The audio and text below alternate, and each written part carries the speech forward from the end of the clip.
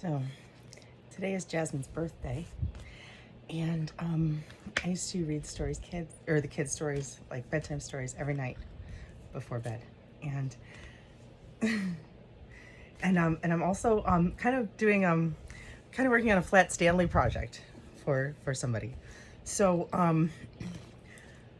Jasmine wanted SpongeBob for her birthday because a couple years ago she had SpongeBob call me for my birthday from Nickelodeon, and I got a phone call for my birthday, and it was SpongeBob. And so I found this book. We have Atlantis SquarePants. So I'm going to read this for Jasmine and for my Phat Stanley project. To my kitty Noah and Mr. Bear.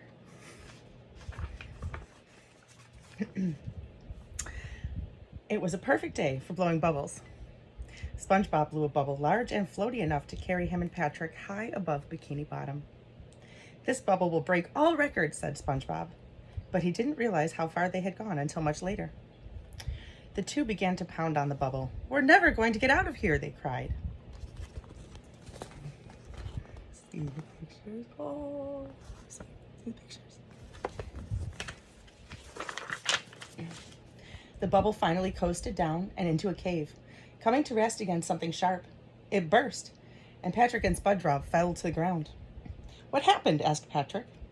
"That's what happened," said SpongeBob, pointing at a jagged piece of metal. He got closer and saw that it said, "Antis." "What do you think that means, Pat?" Said Patrick. Antis. SquarePants! It probably belonged to your ancestors. You must wear the ancient crest of your ancestors, for it is your birthright." And Patrick stuck the amulet in SpongeBob's head.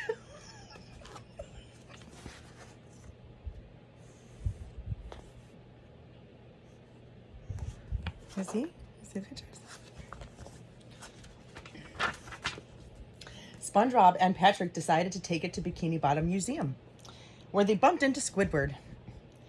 "Would you two watch where you're..." Squidward started to yell. Then he saw what SpongeBob had in his hand. "What are you two doing with the amulet of Atlantis?" he asked. He thought they were trying to steal it from the museum. But then Squidward realized that SpongeBob and Patrick had in fact found the missing half of the Atlantean amulet.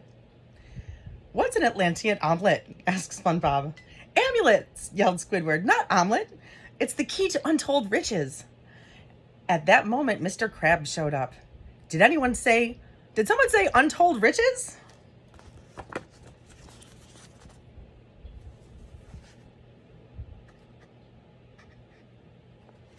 See the pictures.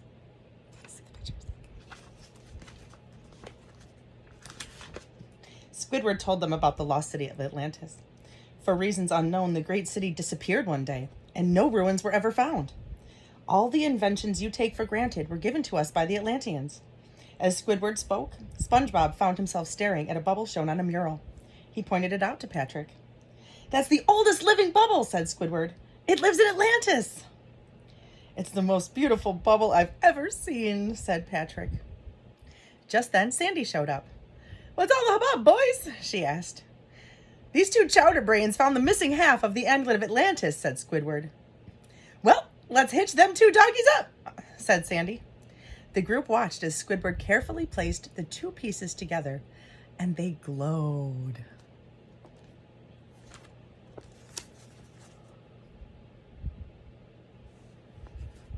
Wow. See the picture? Yeah. Hey, don't fall asleep. We're not in church.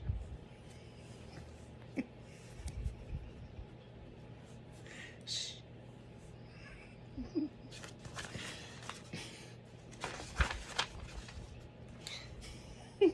Suddenly, there was a bright beam of light and lots of rumbling, and a huge van appeared, crashing through the ceiling of the museum.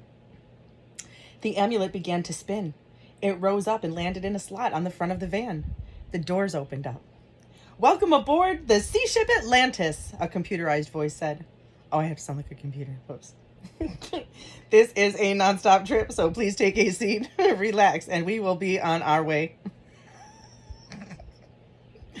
The gang coasted deep through the water until finally they could see Atlantis below. Then they hurtled toward the city and hit the ground, skidding to a stop. They emerged from the van and approached a long staircase. At the bottom was a bell. "Go on, SpongeBob," said Mr. Krabs. "Ring the bell."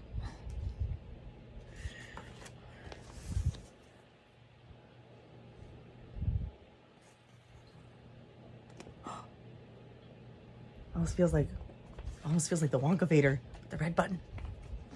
What's gonna happen? SpongeBob rang the bell, and everyone waited nervously as a red carpet rolled down the stairs. "Welcome to Atlantis," a voice announced. "I've been expecting you." With that, someone tumbled down the stairs, arriving at SpongeBob's feet. "Allow me to introduce myself," he said. "I am the Lord Royal Highness, but my friends call me LRH. Lord Royal Highness. My friends call me SpongeBob," said SpongeBob. "I'm here to see the oldest bubble." Meanwhile, Plankton had snuck aboard the bus after he overheard the group talking about the collections of weapons in Atlantis. Ooh. What kind of weapons do they got in Atlantis? LRH finally showed SpongeBob and his friends around the city. "For centuries, we Atlanteans spent our talents and energy building weapons to defend ourselves," he said. "But we gave up the idea of warfare long ago. And now these weapons gather dust behind these locked doors to show what must be done if one wishes to live in harmony with all creatures of this or any world."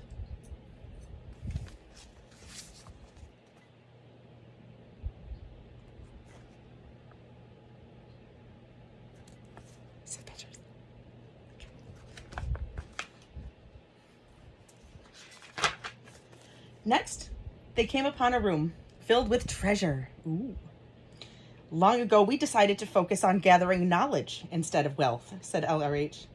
The group followed him away from the riches, except for Mr. Krabs. Sandy was looking forward to seeing some Atlantean inventions. "Of course," LRH said.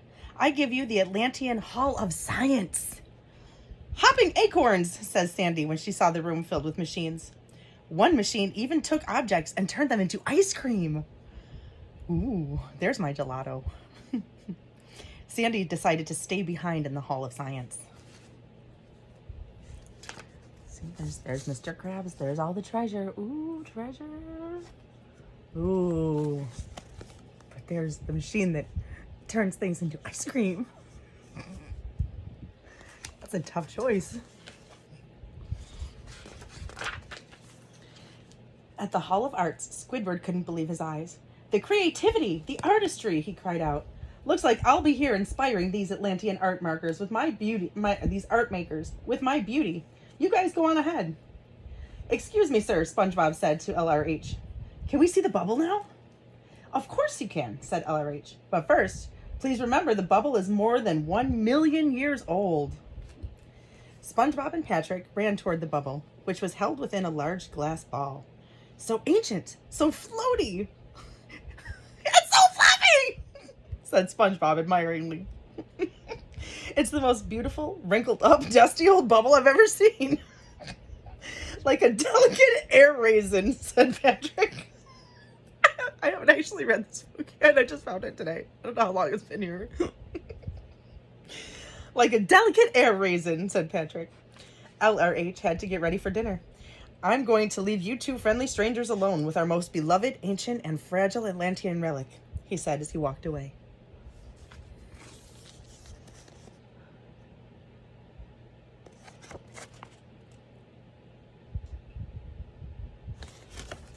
Let's see the pictures.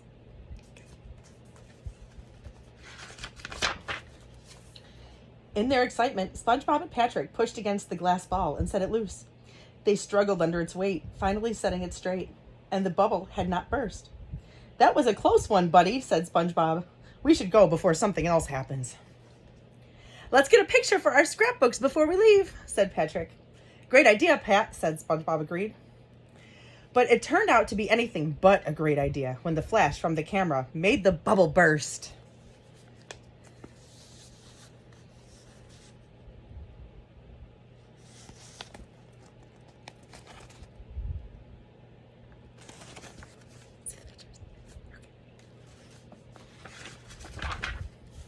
SpongeBob and Patrick were panicking when they arrived for dinner. "We have to go back to Bikini Bottom now," they said. "Why would you want to leave a paradise like this?" Squidward asked. "Because," said SpongeBob, stalling, I miss Gary and we destroyed your most prized possession," Patrick blurted out. SpongeBob and Patrick were ready for LRH to start yelling at them. But instead, LRH simply admitted, "That's not the real bubble. It's just a prop for the tourists." He took out a small jar with a wrinkled bubble floating inside of it. "This is the real deal," he said proudly. "Oh," said SpongeBob and Patrick, relieved and thrilled at the same time. Then Patrick took another picture, and the bubble burst.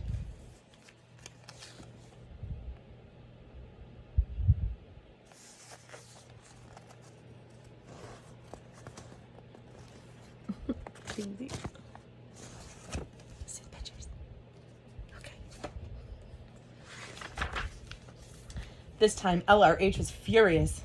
"Summon the Royal Guard!" he roared. "Seize the hostile bubble poppers!" "Let's hightail it out of here!" called Sandy. With the guards chasing them, the Bikini Bottom gang ran until they crashed into a large tank. Suddenly, a voice from inside the machine announced, "I am in control of the most powerful weapon in Atlantis. Now bow before the new king of Atlantis and prepare to taste my wrath." It was Plankton. He hopped on a button and splurt! Sploosh! The ice cream oozed onto everyone below. Thanks, Plankton," Patrick said between mouthfuls of ice cream. Plankton jumped out of the machine and kicked it, muttering to himself. LRH was delighted. "Look, a talking speck," he said. "It will make a fantastic replacement for our recently deflated national treasure."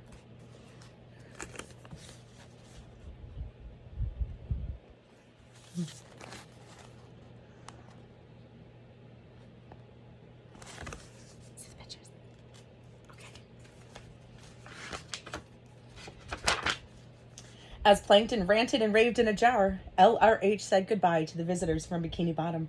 He seemed very eager to see them leave. "So nice to meet you all," said LRH. "I hope you have a safe journey home.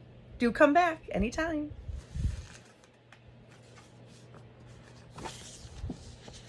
Bye-bye. Bye-bye, Atlantis. Until next time.